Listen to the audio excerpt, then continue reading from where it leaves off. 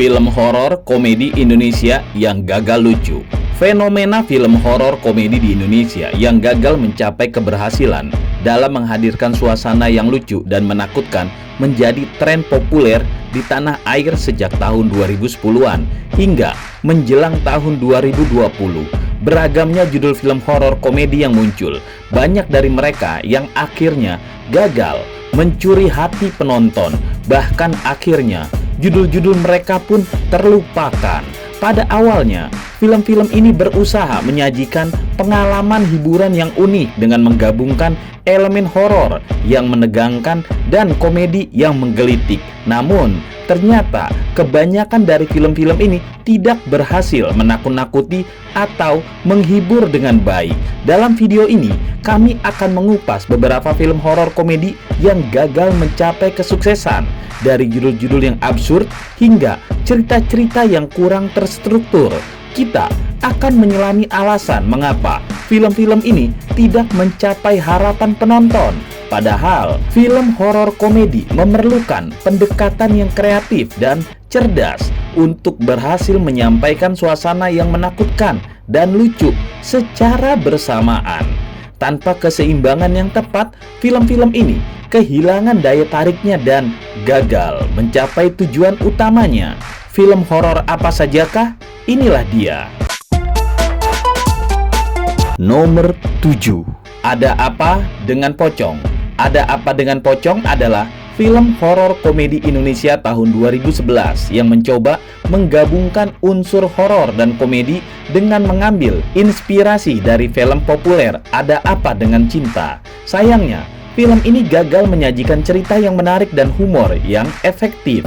Salah satu masalah utama film ini adalah kurangnya struktur cerita yang kuat dan alur yang terorganisir. Transisi antara elemen horor dan komedi terasa tidak lancar, membuat penonton kesulitan terhubung dengan cerita. Adegan pocong sebagai unsur humor dirancang agar tidak terlalu menakutkan karena sifat komedi film ini. Namun, akibatnya adegan horor kehilangan daya tariknya dan gagal mencapai ketegangan yang diharapkan. Humor yang disajikan dalam film ini juga hambar dan dipaksakan, menyebabkan reaksi penonton yang kurang positif. Alur cerita yang dibuat untuk situasi lucu terasa terlalu dipaksakan sehingga keseluruhan komedinya tidak efektif. Secara keseluruhan, Ada Apa Dengan Pocong berakhir sebagai film horor yang gagal menyampaikan humor yang menghibur dan cerita yang menarik. Meskipun memiliki konsep yang menarik, pelaksanaannya tidak mencapai potensi penuhnya. Nomor 6. Bukan Pocong Biasa. Pada tahun 2011, film Bukan Pocong Biasa meramaikan bioskop di seluruh Indonesia dengan mengusung genre horor komedi. Meskipun poster film ini berusaha menunjukkan sentuhan humor dengan karakter utama yang berdiri berdampingan dengan pocong dan membawa tip radio, sayangnya film ini gagal menyampaikan komedi yang menghibur. Ceritanya klise tentang sekelompok anak muda yang mobilnya mogok di tengah jalan dan tidak sengaja berakhir di sebuah rumah angker, tidak mampu menghidupkan cerita dengan baik. Beberapa komedi yang disajikan dalam film tidak berhasil mengenai sasaran, sehingga gagal memberikan humor yang efektif kepada penonton. Tidak hanya pada aspek komedi saja, film ini juga mengalami kegagalan dalam menyajikan elemen horor yang kuat. Adegan horor yang ditampilkan terasa kurang mengerikan dan kurang menghadirkan ketegangan yang diharapkan pada sebuah film horor. Sebagai hasilnya, Bukan Pocong Biasa berakhir sebagai film horor komedi yang tidak mampu menyatukan genre tersebut dengan baik. Potensi untuk menyajikan adegan lucu dan menyeramkan terasa tidak terrealisasi dengan baik, dan cerita yang klise juga menambah beban pada keseluruhan kualitas film.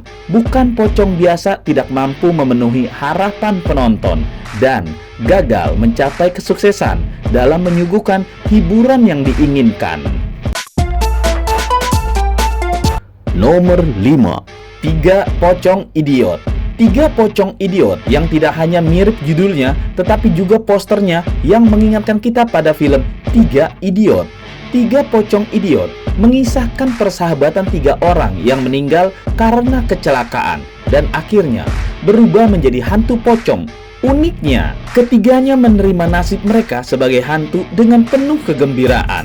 Sayangnya, film ini hampir tidak memiliki unsur horor yang signifikan, sementara komedinya pun standar dan kurang menghibur. Ketika mendengar judul dan melihat poster Tiga Pocong Idiot, banyak orang yang berharap akan disuguhi film horor komedi yang mengocok perut. Namun, kenyataannya film ini gagal menyampaikan daya tarik yang dijanjikan. Kurangnya elemen horor dalam film ini menghilangkan esensi utama dari genre horor komedi. Penonton tidak merasakan adanya ketegangan atau rasa takut yang diharapkan pada saat menonton film horor. Di sisi komedi, Tiga Pocong Idiot juga tidak mampu tampil memukau. Humor yang ditampilkan terlalu standar dan tidak memiliki keunikan yang membuatnya berbeda dari film-film sejenis. Ketiga karakter utama cenderung membawa humor yang klise sehingga kurang mampu mencuri tawa penonton. Sebagai hasilnya, Tiga Pocong Idiot berakhir sebagai film horor komedi yang kurang lucu dan gagal menghadirkan keseimbangan antara elemen horor dan komedi. Potensi untuk menghadirkan hiburan yang menarik dari persahabatan tiga hantu pocong tampaknya tidak dimaksimalkan dengan baik. Nomor 4. Dilarang Masuk. Pada tahun 2016, film Dilarang Masuk gagal mencapai popularitas yang diharapkan dan hanya mampu bertahan beberapa hari saja di bioskop-bioskop di dalam negeri. Kisah film ini berpusat pada sebuah sekolah yang digegerkan oleh hilangnya salah satu muridnya. Secara misterius, seorang siswa dan teman-temannya berusaha untuk memutuskan menyelidiki kejadian tersebut dengan mencari di lantai paling atas sekolah. Seperti yang bisa diantisipasi, gangguan-gangguan supranatural pun mulai bermunculan. Dilarang Masuk mencoba untuk menggarap sisi horornya dengan serius, meskipun akhirnya tidak terlalu menakutkan. Hal ini membuat film ini berada dalam posisi yang ambigu, tidak cukup menyeramkan untuk menyajikan pengalaman horor yang mendalam, namun juga tidak cukup lucu untuk memberikan hiburan komedi yang memuaskan. Upaya untuk merangkai humor dalam film ini tidak berhasil mengundang tawa penonton secara efektif. Beberapa momen lucu yang dihadirkan terasa dipaksakan dan kurang menghibur. Sebagai akibatnya, film Dilarang Masuk berakhir dengan kegagalan mencapai keseimbangan antara genre horor dan komedi.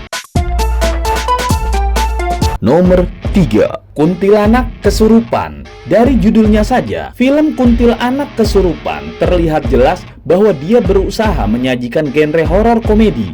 Sayangnya, film ini gagal menghadirkan eksekusi yang memuaskan dan menghadapi kesulitan dalam membangun cerita komedi yang terstruktur.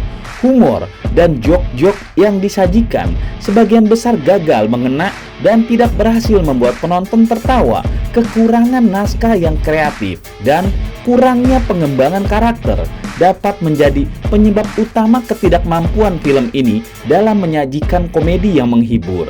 Selain itu, film ini terkesan hambar dalam penyajian ceritanya. Cerita-cerita yang ditampilkan tidak memiliki daya tarik yang kuat sehingga menyebabkan penonton kehilangan minat untuk mengikuti alur cerita filmnya.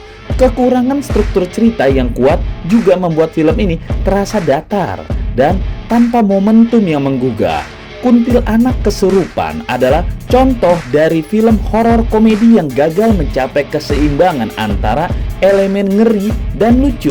Kurangnya cerita komedi yang terstruktur, humor yang mengena, serta penyajian horor yang kurang menakutkan menjadi alasan utama kegagalan film ini.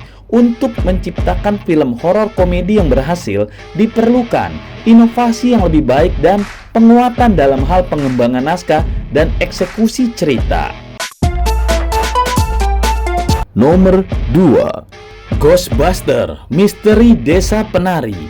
Pada tahun 2021, film Indonesia Ghostbuster Misteri Desa Penari mencoba memadukan genre horor komedi dengan cerita tentang tiga sahabat yang berusaha menjadi penangkap hantu, yaitu Sigit, Genjing, dan Alexa. Namun sayangnya, film ini gagal mencapai kesuksesan yang diharapkan dan tidak terlalu terkenal di dunia perfilman.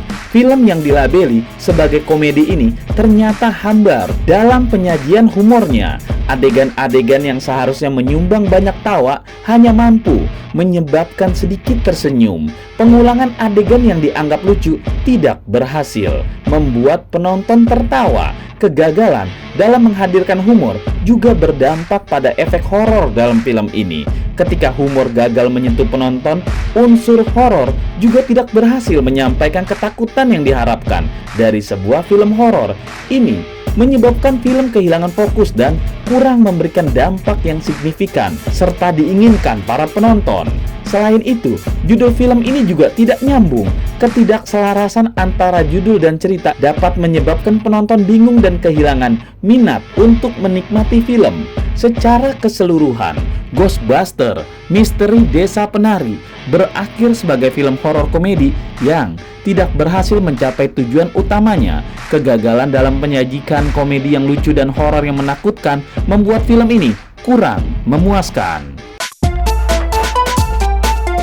Nomor 1. Suster Keramas. Dari judulnya saja terlihat bahwa film ini kesulitan untuk menggabungkan elemen horor dan komedi dengan baik. Judul Suster Keramas tidak memiliki kesan horor sama sekali. Seorang suster yang sedang keramas tidak memiliki elemen menakutkan, dan ini membuat film kehilangan daya tarik horornya. Sama halnya, judul ini juga tidak mencerminkan komedi karena adegan suster yang sedang keramas tidak memiliki poin yang lucu yang bisa membuat penonton tertawa. Film ini tampaknya mencoba untuk menarik perhatian penonton dengan menjual sisi seksi dan sensualitasnya saja. Akibatnya, Suster Keramas berakhir dengan kurangnya daya tarik baik dari segi horor maupun komedinya. Film ini kehilangan fokus dalam menciptakan suasana horor yang menakutkan dan humor yang menghibur. Untuk menciptakan film horor komedi yang berhasil, diperlukan kreativitas yang lebih baik dalam memadukan dua genre tersebut, serta penyajian cerita yang lebih substansial dan konsisten. Hanya dengan demikian, film bisa menghadirkan pengalaman yang memuaskan bagi para penontonnya.